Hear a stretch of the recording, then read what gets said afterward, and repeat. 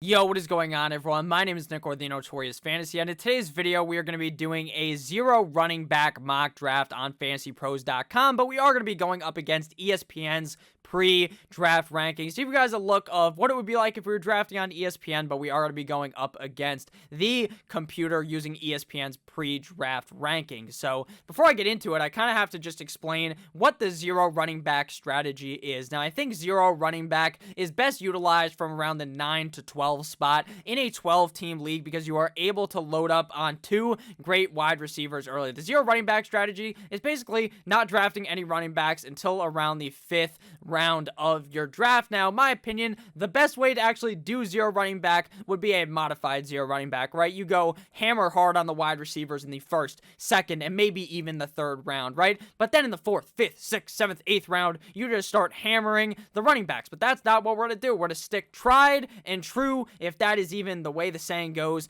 to the zero running back strategy. We're going to wait till like the 5th or 6th round to take a running back. Again, this works best in the later part of the draft, in my opinion, because if you're taking a wide receiver in the 1st round, it should be later in the 1st round, not early on where you can get one of those bona fide stud running backs, at least in my opinion. So if you guys do end up enjoying the zero running back mock draft, please make sure to hit that subscribe button down below. I'll be doing tons of mock drafts in the future. Normal, zero running back, zero wide receiver, modified zero running back, modified zero wide receiver, just talking about all types of scenarios so that you guys are prepared as possible to beat the ever-living shit out of your league mates and win your 2021 Fantasy Football League. So without further ado, let's get into it. This draft is 1 quarterback, 2 running backs, 2 wide receivers, tight end, flex, kicker, defense, and 6 bench spots. 0 wide receiver, or 0 running back, I should say, also works very good in 3 wide receiver leagues, but that is not what we're going to be doing in this draft. So let's get on into it. Again, every time something pops up onto the screen, I'm going to just basically look like a silhouette up here because I'm recording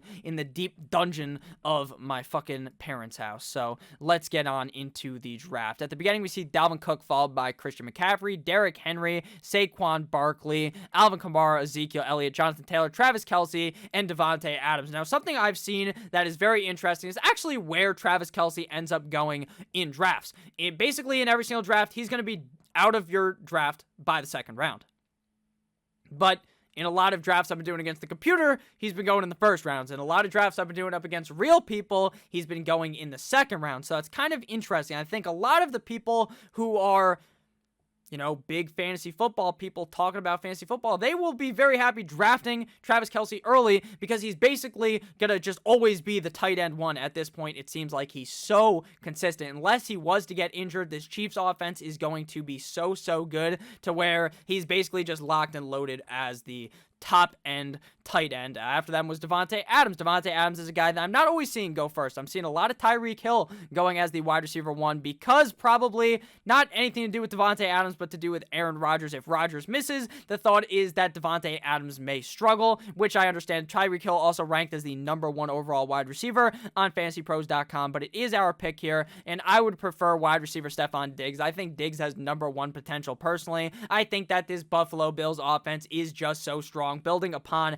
Josh Allen having an excellent year last season. I think he continues to build on that. Him and Diggs had an excellent connection, so much of a connection that Stefon Diggs was flossing on the fucking sideline against my Dolphins, literally laying the smackdown of the century on my Dolphins. It was a tough game to watch, but Stefon Diggs is clearly very talented, and for some reason, I didn't think he'd be very good last year. I thought that the COVID offseason was going to screw him over, and frankly, he just bent the defense over a table week in, week out. I love Diggs in 2021. After Stefon Diggs went off the board to us, obviously, came Tyreek Hill, Nick Chubb, Aaron Jones, and Cam Akers. A lot of the zero wide receiver strategy where you go running back, quarterback, tight end early, you're going to be seeing people like to do it in this spot as well because you can hammer a guy like Chubb, Jones. You can get Jonathan Taylor and J.K. Dobbins or Austin Eckler or Antonio Gibson. So people like to do it in the back here for that as well. It can also basically be done throughout the whole draft. I think that zero running back is really has to be done in the back half of the draft. Because I would genuinely just call you crazy if you drafted a wide receiver anywhere before Jonathan Taylor, pretty much, at least in my opinion. So we're back up on the board here. We are going to be going wide receiver. If I was drafting normally, I would be ejaculating my pants thinking I'd get Antonio Gibson or Eckler at this pick. I love those guys. But again, we're going to go wide receiver here. And the safe pick is just DeAndre Hopkins. Just like Stephon Diggs last year, I was so off of him. I was like, dude, it's the fucking COVID offseason. They're changing teams. Wide receivers who change teams typically don't do as great year one as they would year two. What am I, an idiot? Am I an idiot or something? They literally played me like a fiddle. They were both so good. DeAndre Hopkins in Arizona, Kyler Murray looking to continue to build on the form he built his rookie year, his sophomore season. I think he's going to be great again in 2021. DeAndre Hopkins is one of the best wide receivers in the NFL, in my opinion, without a doubt. None of these guys, in my opinion, really could go up there with Hopkins. I think A.J. Brown could. Julio limits fucking A.J. Brown's upside. No, he doesn't. No, he doesn't. He just opens the door even further for A.J. Brown, but I will go with DeAndre Hopkins here, wide receiver of the Arizona Cardinals, to start my draft with the double wide receiver stack. After we went ahead and drafted D-Hop, came Austin Eckler, Joe Mixon, Calvin Ridley, Najee Harris, Antonio Gibson, DK Metcalf, Miles Sanders, J.K. Dobbins, Justin Jefferson, A.J. Brown, Terry McLaurin, DeAndre Swift, Michael Thomas, Darren Waller, Clyde Edwards-Helaire, Josh Jacobs, Mike Evans, and Adam Thielen. So we do not see George Kittle go off the board yet, which basically limits my strategy here. Unless there's a wide receiver that I love, I basically have to draft Kittle. Now, I am basically... I've used the word basically so many times, but I am pretty nervous about Kittle. I know he's good. He should be good whether it's Garoppolo, whether Beathard plays. It's going to be either Garoppolo or Trey Lance. But he's been getting hurt a lot recently, and that scares the fuck out of me. But I'm still probably going to drafting him. Looking at wide receivers, let's see. Keenan Allen, I like. Robinson, I like. I think I'm going to take the shot here and just draft Allen or Robinson, and then hope that Hockenson falls to me in the next round, because I think Hockenson, you can't even see him on your screen here. I'm going to move myself to the bottom. Hockenson just going to be a target monster in San Francisco. But let's see how the other teams are drafting around us. This guy's 2 running backs, so he's likely to go wide receiver or tight end. This guy is basically a wild card. He's got a running back and a wide receiver. So we could go Kittle here because maybe Robinson or Allen would fall to us. So we're going to go with Kittle here. Again, I'm not sold in on Kittle due to injuries, but if he's able to stay healthy, we're going to be very happy with this third-round selection, because regardless of the quarterback play, San Francisco and the coaching likes to get Kittle involved. So I'll be relatively happy with Kittle at that pick. After I went with George Kittle, me Timbers, Amari Cooper came at the board, followed by Allen Robinson, Julio Jones, and Chris Carson. This is basically just a steal here, a straight-up steal, getting Keenan Allen inside of the 4th round. Had he not have been there, I would have been very happy with Julio Jones, who probably would have been there as well. But we're going to go ahead and draft Keenan Allen here. Again, another guy who's probably going to be an easy top 12 wide receiver. Justin Herbert under center. This offense looked so fucking beautiful last year. Chef's kiss. Magnifique last season with Justin Herbert. This offense was just running on all cylinders. Looked so good. Offensive Rookie of the Year. Keenan Allen, one of the better route runners in the NFL. Just easy. Jordan Shrug, easy pick. But if we're not going 0 running back, I'm taking David Montgomery and running to the hills, hoping that Tariq Cohen doesn't take too much of his receiving production, because it's gonna be scary drafting in the 5th round here. It's going to be very, very scary trying to find a running back that I really want to start on my team, but that's just how interesting this is, because we might have to wait even longer on running back based upon what I just saw on my screen. So after we went with Keenan Allen, came David Montgomery, CeeDee Lamb, Robert Woods, Kenny Golladay, Myles Gaskin, Chase Edmonds, Chris Godwin, DJ Moore, Pat Mahomes, Mark Andrews, Raheem Mostert, Odell Beckham Jr., Kareem Hunt, Tyler Lockett, Cortland Sutton, Mike Davis, Travis Etienne, Melvin Gordon. If only Mike Davis would have fallen. I love Mike Davis. I think this guy is genuinely going to be a workhorse in Atlanta. See Mahomes come off the board in the 4th round. That's definitely where I would love to pick Mahomes in the 4th or 5th round. I'm not a huge 1st, 2nd, 3rd round quarterback guy, but in the 4th round, if Mahomes is there, you would almost be foolish not to take him just due to how safe he is. And again, I talked about it with Kelsey, just how this team and the Kool-Aid man, Andy Reid, runs this offense. It's just maniacal. It's simple. Close your eyes, they walk up the field, they score a fucking touchdown. It's clockwork. Game in, game out. Patrick Mahomes takes the other team, grabs them by the nuts, and just murders them. Just murders them, game in, game out. It's just that simple. But we're here, and we don't have any running backs. We don't have a quarterback. And this is where it starts getting scary because we don't have a running back. But here, while his pick isn't necessarily here, maybe falls to the second round, Damien Harris has to be the pick here, in my opinion. I think that Damien Harris is worthy of being a 5th round pick. I think that Damien Harris is the running back 1 in New England, with this offense just being so well, with these guys moving around, with him easily being the number 1 running back on this depth chart. He could easily be a running back 2.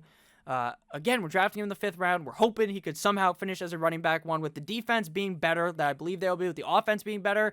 As long as the defense just doesn't completely suck ass like they did last year, Damien Harris should be able to see a lot of touches. Didn't get that much receiving work last year, but if you go back to his numbers at Alabama in college, he was actually pretty solid at catching the ball. Oh, you fucking reached, you idiot. Oh, you can't even see that because I'm covering it, is what it said at the bottom of the screen, basically. Damien Harris, Leonard Fournette, Deontay Johnson, Josh Allen, Kyler Murray. I would have liked to take Josh Allen or Kyler Murray there, but again, we had to take the running back because if we don't take Damien Harris, I am nervous as to what my running back 2. I'm nervous as to what my running back 2 is going to be now. Just imagine how much I'm shitting my pants without Damien Harris. So we're going to go with Ronald Jones.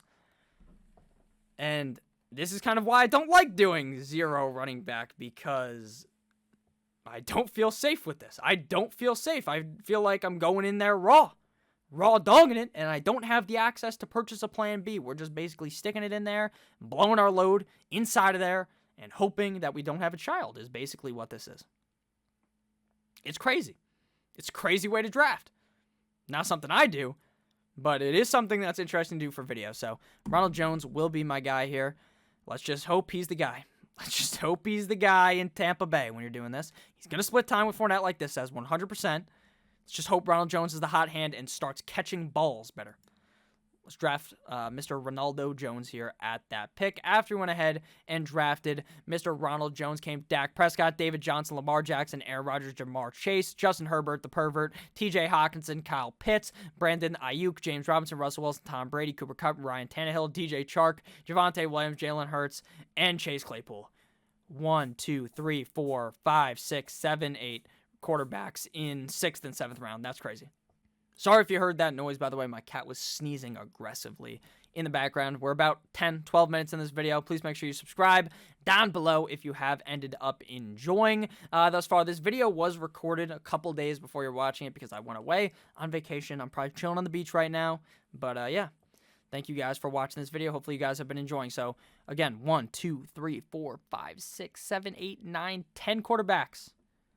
10 quarterbacks, 11 total taken. I'm the only one without a quarterback, so I'm confident waiting, but that is crazy. But that is likely to happen in your leagues because I talk about this a lot. Someone takes a quarterback, then the next person panics. They're like, holy fuck, if I don't take X quarterback in this round, the next round they're not going to fall to me. And then the panic ensues, so Kyler gets picked. And then this guy's thinking, oh, damn, gee willikers, I'm not going to get the quarterback in the next round, so I got to take Dak. And this guy's like, I got to take Lamar. I got to take Rodgers. And it's just a continued panic. A group panic is what happens in drafts. It's a phenomenon. It's like it needs to be tested. Like shit like that. It just happens in every draft. People panic at the quarterback and the tight end position. It happens every single time where runs happen at the position. I still like Stafford. I like Burrow. So we're fine on waiting. Again, we loaded up on receivers. We have to continue to build our running back core. Now the question is, which one of these guys will be the guy that I believe is going to actually be pretty good? Drake has the receiving upside over Jacobs, in my opinion. Will actually work as a wide receiver on this team, I think. So that provides a lot of value. But he's clearly the running back, too. James Conner. Cliff Kingsbury has never committed to Edmonds. So Conner could be the guy. Zach Moss. Singletary fucking sucks. Zach Moss could easily be the guy. So tough decision here. It's a three-way of running backs here. I'm going to go with James Conner. I'm going to go with Conner. Now, again, I don't necessarily think he's going to be a workhorse on this team, but I think if the Cardinals are good enough, that Conner will have some value, just like how Edmonds had value last year, even with Drake as the starter. After we went ahead and drafted James Conner, came Brandon Cooks, Juju Smith-Schuster, Robbie Anderson, T. Higgins. Now, we have 3 wide receivers. We have 3 running backs, but we're continue to build up the running backs because we waited so late that you just have to continue smashing these upside tickets, searching for the golden ticket, fucking Willy Wonka style over here. So we're not drafting a tight end, quarterback, any of this shit, except for running backs. Just hammer down on the running backs here. I'm going to go with Zach Moss. I think Zach Moss could easily be the guy in Buffalo. I just do. I think that Devin Singletary sucks. I think that this offense is going to be solid. That's just how I see it. And Singletary didn't show anything that he was better than Moss last year. Did not show anything. Moss showed he's better than Singletary. The question is, will the coaches believe the same thing that we see? That is the question. So we're going with Moss here. Last year, I went with him in the 8th round. We're doing it again. We're doing it again. Back-to-back years. Loving Zach Moss in the later rounds of drafts. After Zach Moss came A.J. Dillon, Will Fuller, Jerry Jeudy, Deebo Samuel, Curtis Samuel, Devontae Smith, Tyler, Boyd, Michael Gallup, Kenyon Drake, Gus Buzz Edwards, Hollywood, Brown, Laviska Shenault, Jarvis Landry, Henry Ruggs, Devin Singletary, Jamal Williams, Naheem Hines, and Logan Thomas. I'm still fine taking Devin Singletary because last year I hated Devin Singletary because he was going like the 4th or 5th round. Now he's in like the 9th, 10th round. So fine, I'll take him, right? That's fine because he's probably going to be the guy. But I think Moss is better. That's just how I really feel about it. I think Moss will eventually become the guy. So now we're back up on the board. Again, taking the bow. Bang! Like fucking Katniss Everdeen in the Hunger Games. Another running back, and that's Michael Carter. Michael Carter's a no-brainer late-round running back. On the Jets, he could easily be the starter. So easily be the starter. So easily. Sign me up for Michael Carter in the system, what Kyle Yates said 6 weeks ago. Continues to get receiving praise from Jets beat reporters. He's a great receiver coming out of UNC. He's running back, obviously. He's going to get a lot of use. They drafted this guy. He wasn't a high-round draft pick, but I'm still very confident that he could genuinely be the main guy in this Jets offense. But Nick, he's on the Jets. I understand, but he's a 10th round or 9th, 10th round pick, so even on the Jets, the running back 1 on a team is going to be useful in fantasy football, especially when you are just punting the running back position like we are. We're going to have to jump back on the wide receiver train, though, because we've drafted so many running backs in a row. After we went ahead and drafted Michael Carter came Corey Davis, Jalen Waddle, Antonio Brown, and Marvin Jones. So we're going to draft wide receiver because, again, unless people start taking backup quarterbacks, we can just wait. Just keep on waiting on the quarterback position because it's just not worth to take one now when no one's probably going to take one for a little bit of time. I'm a Dolphins fan. Hate Devontae Parker. Michael Pittman has a lot of upside. A lot of these guys look like pretty solid picks here. Russell Gage. Nick, that's such a fucking reach. He's not going to go in the 10th round. Probably will go in the 10th round. Let's be honest with you. Without Julio Jones there, everyone is going to get down on their knees. Gawk 9,000 on Russell Gage's cock. He easily has wide receiver 3 potential. He's the wide receiver 2 in Atlanta. This is easy. Easy and obvious for Russell Gage to be involved. I really don't see any downside to Russell Gage. There was an 83% chance that Russell Gage would be available 2 rounds from now. I know, Fantasy Pros. I know. I said that before I picked him, but I genuinely believe that Russell Gage is going to be the wide receiver 2 in this Atlanta Falcons offense. After Gage came Jalen Reagor, Cole Beasley, Mike Williams. Mike Will made it. T.Y. Hilton. Thank you, Hilton. Tariq Cohen, Jamison Crowder, Trey Sermon, Alexander Madison, Devontae Parker, Tony Pollard, McCole Hardman, Michael Pittman, Latavius Murray, Perry Campbell, Dallas Goedert, J.D. McKissick, Titties, James White, and Darrell Henderson. So we're going to hop back onto probably the quarterback train here, right? Because even if no one's taking a quarterback, someone's going to eventually start taking backup quarterbacks. So we're going to go ahead and take Matty Snapback. I've talked about Stafford a lot in my mock drafts about how much I love this Rams offense in 2021 with Stafford under center. Getting Goff wasn't even a bad quarterback, right? He really isn't bad, but Stafford is just so much better. He just is. He's just so much of a step up. One small step for man, another step for mankind. Some bullshit like that when we stepped on the moon. Matthew Stafford's taking this team to the moon. Let's go Rams. I think they're honestly going to be a Super Bowl contender. I'm a Dolphins fan. I think they're going to be good. I think Stafford's going to really show now on a worldwide level, on the main stage, because in Detroit, you're not in the main stage. No one gives a fuck that you're in Detroit. The only time people see you is on Thanksgiving. But now, people are going to be seeing them all the time because the Rams are on television. After Matthew Stafford came Robert Tonyan, Tevin Coleman, Mike Licky, Ahmad Gesicki, and Phillip Lindsay. So we're going to hop back onto the running back train or draft a wide receiver here. The running backs are basically just dick cheese at this point in the draft. Just so bad. So many running backs have came off the board that not a lot of the backup guys that I normally like to draft are even here, so I'm probably just going to draft another wide receiver here. Darnell Mooney, Sterling Shepard, John Brown, now in Vegas, Nelson Aguilar, Denzel Mims. No one seems to be talking about Denzel Mims at all. At all. I don't get it. Like, he's the wide receiver 2 on this team, probably, maybe even the 1. I don't know why no one's talking about him, but I do like Darnell. Here comes the money, money, money, money, money, money, money, money, money, money, dollar, dollar. However you sing that fucking song. Ching, ching, bling, bling. Fucking, I think that's a Lil Wayne song, maybe. Maybe, but Darnell Mooney, what a guy. What a guy. Like, he's always so open, and Nick Foles or Trubisky just miss him. But now they're gone. Do-do-do-do-do-do-do-do, like that old meme. Sorry. I'm so sorry. It's so late at night when I'm recording this that I'm just making jokes that, frankly, like four people probably just fucking laughed so hard at that. Everyone else is like, Nick, you dumb motherfucker. Why are you talking about this? So Darnell Mooney, I like him a lot. I like you a lot, Mr. Darnell Mooney. So we go with him. And now we're just drafting another bench player and then our kicker and our defense. So after we went with Darnell, here comes the money. Came Noah Fant, Nelson Aguilar, Irv Smith, Robert Gronkowski, Joe Burrow, I'm in the pocket like Burrow, Janu Smith, Matt Ryan, Trevor Lawrence, John Brown, Rashad Penny, Darrell Williams, Sony Michel, Darrington Evans, Salvin Ahmed, Chuba Hubbard, Eric Ebron, Giovanni Bernard, and Justin. Call me Miss Jackson. I always say that even though I know I'm sorry, Miss Jackson, so I apologize. Because I always say it. It's like one of those things where you just, what is that called? Like a something effect.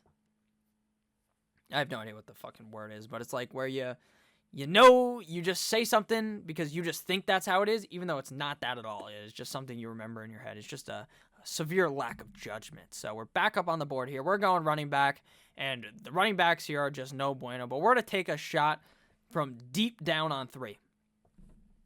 Fucking step back shot. Jeff Wilson. I know he's hurt. I know he's going to be out probably 2-3 weeks. People are saying he's a non-factor now. I don't think he's going to be a non-factor. I think with the fact that I've talked about this so much that this team uses running back by orgy. They're going to use like 3-4 running backs every single game. If Wilson comes back, you're going to put him on your IR, right? He's going to be on your IR because he's going to miss multiple games. After the draft, you put him on the IR. You pick someone else up. And then you just hope that maybe he becomes the guy. Maybe he becomes the hot end because he has been that in San Francisco. So I do not believe that he's actually a non-factor like that report says. Maybe he will be, right? Maybe Trey Sermon runs away with the job. Maybe Raheem Mostert runs away with the job. That's entirely possible, but I don't believe that he's a non-factor, like an undraftable player. I think that kind of sentiment is kind of crazy. So after we went ahead and drafted Jeff Wilson, came Malcolm Brown, Wayne Gallman, Tampa Bay Buccaneers, and the Steelers defense. So we're going to go with the defense here first. With defenses, you want to draft a defense playing a shitty offense week 1 again. Off the top of my head, I don't know every team's schedule. Let's see here. Games up against Chicago, up against Andy Dalton. Murder spree for the Rams. Unless it's Fields, but even if it's Fields, I think Fields will struggle his first game.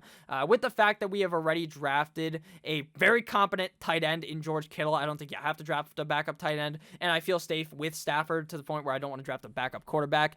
The reason why you draft a backup quarterback is because multiple people are drafting backup quarterbacks, or you're in a deeper league. It's going to be hard to draft quarterback or pick up a quarterback when it's your quarterback's bye week. Quarterback. So we're back up on the board here. We need a kicker, and we're going to get you sunk my battleship, Rodrigo, the Specs, Blankenship. So thank you guys for watching. That's about the video, right? There we go. We got a B+, because we're the best there ever is. Plain and simple. I wake up in the morning and I piss excellence. Matthew Stafford, Damian Harris, Ronald Jones, Stephon Diggs, DeAndre Hopkins, George Kittle, Keenan Allen, Rams defense, Blankenship, James Conner, Zach Moss, Michael Carter, Russell Gage, Darnell Mooney, Jeff Wilson. I hate this strategy. I don't love this team. I think we actually did the best we could have done with what we were given, waiting on running back. But I hate waiting on running back because I want my running back, 1, to be a fucking workhorse. That's just how I feel about it. This team doesn't suck. This team could easily beat down some people because Diggs, Hopkins, Allen, Kittle carry this team. And then if a guy like Moss, Carter, Connor hits, they're in my lineup every week, I just beat everyone down. But that's a lot of hoping. Whereas with my normal strategy, I feel pretty confident in it. I'm not hoping as much. But again, this was a pretty solid team, very good team. But I just don't love the strategy. What do you guys think about zero running back? Do you like it? Do you hate it? You in the middle. I hate it, but I'm more in the middle because I think this team is actually really good. So you can definitely draft a really good team with it. But again, things could definitely go wrong here. Jones and Harris could completely suck cock, and then we're screwed. So thank you guys for watching. I love you guys all. Have a great rest of your guys' day. Make sure you stay safe. Happy Tuesday, maybe? Wednesday? I don't know when this video is going up again. I'm probably at the beach right now. Thank you guys for watching. I love you guys all. Videos every single day. Make sure that you remember that I love you. Make sure you guys stay safe as well. Goodbye. Boop.